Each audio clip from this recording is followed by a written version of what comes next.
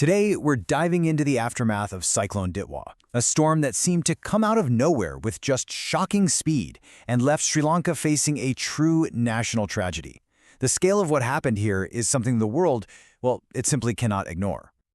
I mean, it all happened so incredibly fast.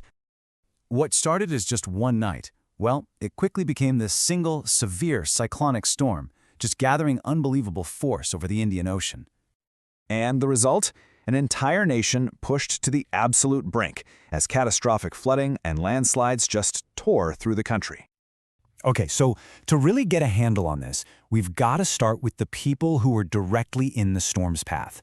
What did this actually look and feel like for them? Wow. I mean, that quote just cuts right through all the data, doesn't it? It's a direct account of the sheer terror. This wasn't just some bad weather. For thousands, it was literally the sound of their lives being ripped apart in the dark. And this really paints a picture of the immediate aftermath. You have to understand, we're talking about total chaos. Entire villages were just gone, buried under tons of mud. Roads, bridges, completely wiped out.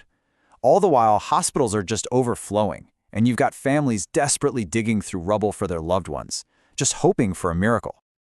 The personal stories are absolutely gut-wrenching, but to really wrap your head around the scale of this crisis, you have to look at the numbers. Over 1 million people. Just let that number sink in. It's staggering. This wasn't some localized event. This cyclone directly hit a massive portion of the population, leaving them without homes, without power, or even basic safety. And here, this is where you see the true human cost. We have over 300 people confirmed dead, but there are still nearly 400 people missing.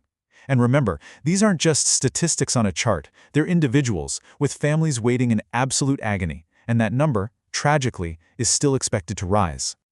So what exactly caused all this? Well, a severe cyclonic storm isn't just a fancy phrase for bad weather. It's a specific classification for a system with incredibly high winds and just relentless, non-stop rain. And it's that constant downpour that triggers the really deadly stuff, the landslides and the flash floods.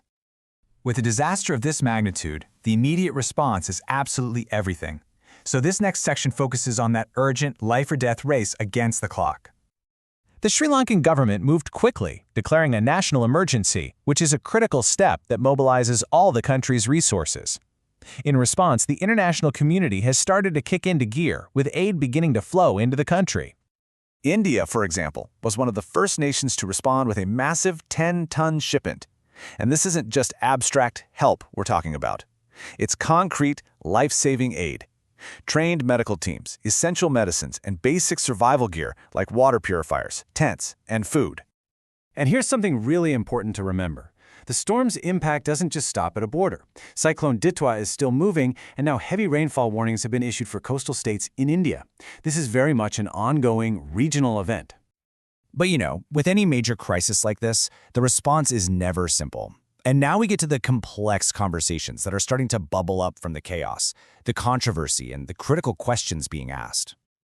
And this really gets to the heart of the aid debate. On one hand, you have incredible international support, like India's shipment arriving. But on the ground, many Sri Lankans are saying that help just isn't coming fast enough, and that it isn't nearly enough to handle the sheer number of people in need. This disaster is forcing some really tough questions. People are asking, could the government have warned citizens earlier, maybe saving hundreds of lives? And beyond that, experts are pointing to climate change as a factor making these storms stronger, which raises serious doubts about whether nations in this region are truly prepared for what's coming next. And you better believe the world is watching this unfold in real time. Social media is just flooded with hashtags, search parties, and staggering drone footage that reveals the true, heartbreaking scale of this. This global attention is making the calls for faster international support even louder. The question is anyone listening? All of this brings us to the most urgent question of all. With the storm past, but the crisis deepening by the hour, what happens right now, on the ground? This is the reality. Thousands of displaced people are crowded into temporary shelters. Rescue teams are working around the clock in a desperate search for the hundreds who are still missing. Every single hour counts, and the window for finding survivors is closing fast. You know, I think this quote just says it all. When a tragedy of this magnitude hits, political boundaries and nationalities, they just seem to fade away. What matters is our shared responsibility to help those who desperately, desperately need it. Which leaves us with this final, critical thought. Looking at the situation in Sri Lanka, we have to ask ourselves, as a global community, are our systems of aid and response fast enough and big enough? Or are we consistently waking up to these crises only after the worst has already happened? It's a question we all really need to consider.